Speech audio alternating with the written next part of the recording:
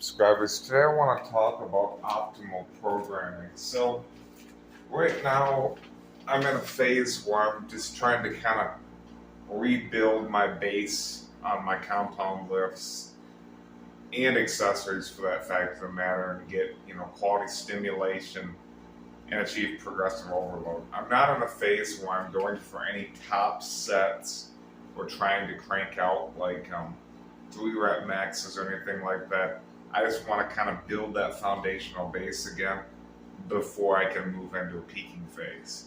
So the program that I'm going to run over the next coming weeks is going to look like this.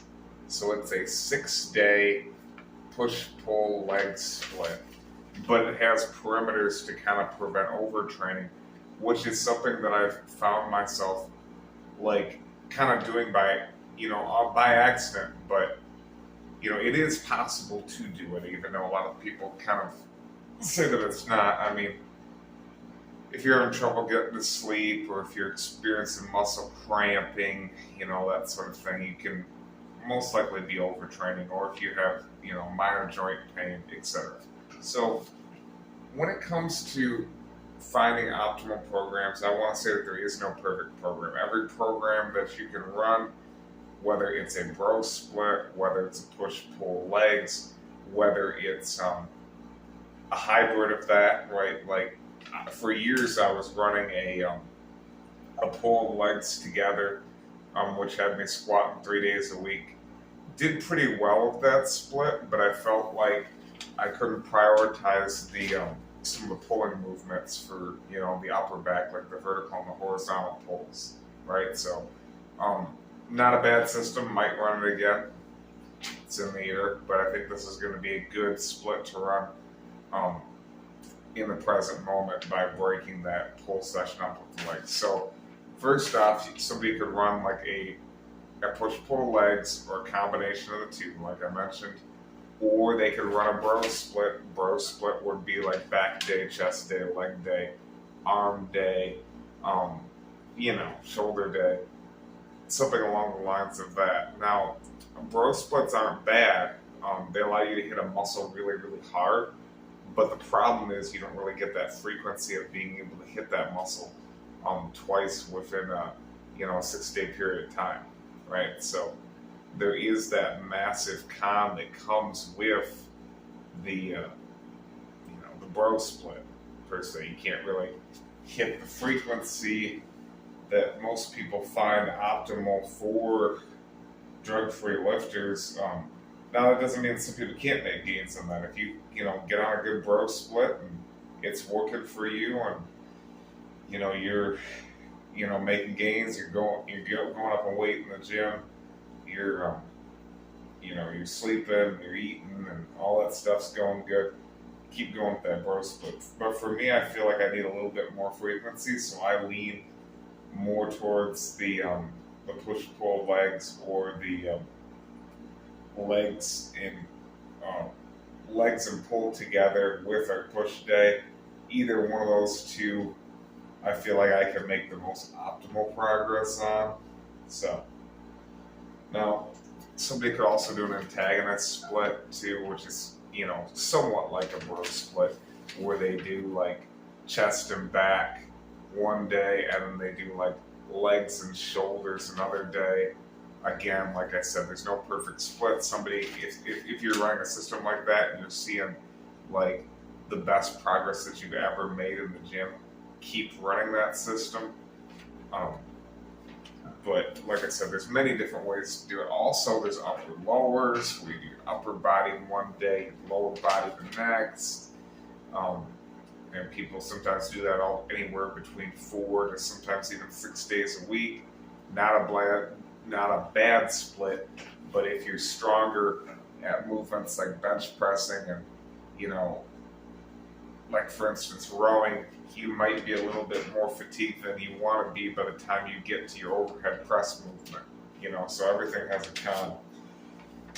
Also, there's full body splits. People usually run those 3 to 4 times a week. Not a huge fan of full body for an advanced lifter because it's a lot in one freaking workout.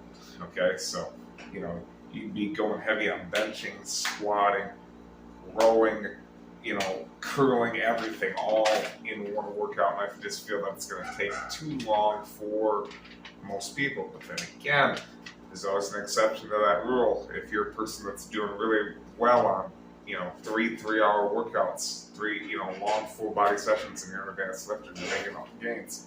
By all means, keep that program going. There's nothing wrong with that. And like I said, sometimes you have to test the waters, right? To see what type of programming and frequency, and all that stuff works for you, and training volume. So what I have found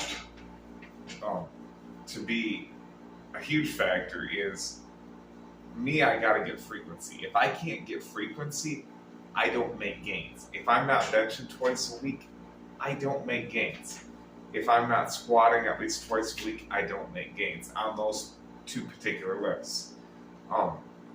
Same with like an overhead pressing variation. So my body reacts to relatively, steady frequency of at least twice a week. Now, what I don't react well to is uber high training volume. And what I mean by that is going and doing 5 sets, 10, stuff like that. I feel that I overreach, I burn out, and I stall when it comes to progress when I run those kind of programs that have me utilizing too high of set volume. There's also a third way that I left out that somebody can sometimes burn themselves out, is if they're going too intense for too long. Like, for example, peaking phases are fun. Like the last time I ran a peaking phase on squats where I was hitting a PR on a squat variation at least twice a week. You guys had seen me. I was front squatting. I was cambered bar squatting. I was belt squatting. I was just crushing these PRs. Again, that's something that when you're on a peaking phase like that, like when I was getting ready for the meet, definitely, when you're on that phase, enjoy that ride and enjoy those frequent PRs like that. You hit 8 rep max one day, a 3 rep max the other day. You're feeling like a champion every day. Enjoy that while it lasts, because usually after about, I made mine last about 6 weeks, which was crazy, but usually after about, most people burn out doing that after 4. So it comes down to, working out's a lot more complex when it comes to ways that somebody can, make progress and overtrain. So you make progress by, increasing weight, progressive overload, and in terms of making progress, also you make that by adding volume, adding sets, and stuff like that. So everything kind of overlaps: intensity, volume, and progressive overload.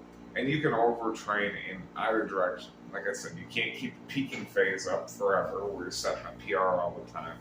And you can't keep a high volume phase up forever where you're going in and you're doing, 6 or 10 sets of squats or some, shit like that. Like, you can't keep that up forever. So, in either direction. So, what you gotta do is, I would say that working out is like it's almost like writing a book or a blueprint. Like, you got to make some little tweaks to it as you go. Things are going good, everything's in line, and then there's a fudge up, and you got to go back with the white out, revise whatever that is. And then also your current goals at the moment in terms of training. That kind of influence it too. Like, if you're trying to put on a little bit more hypertrophy, and let's say like your biceps are light, you might want to increase like the volume, meaning adding an additional, set or 2 of bicep training to your split in a week. Same also goes for instance, if you're trying to, let's say, get ready for a powerlifting meet, you really want to bring up your big 3. Well, maybe you want to, focus on your squats a little bit more and have like a technique day and a heavy day. Have a day where you're doing like a 5x5, and then have a day where you're doing like 3 sets of 10 with a lighter weight. You're trying to dial in that technique. So whatever you're doing, sometimes you have to do some tailoring, there's no perfect, programs. There's no quick fixes.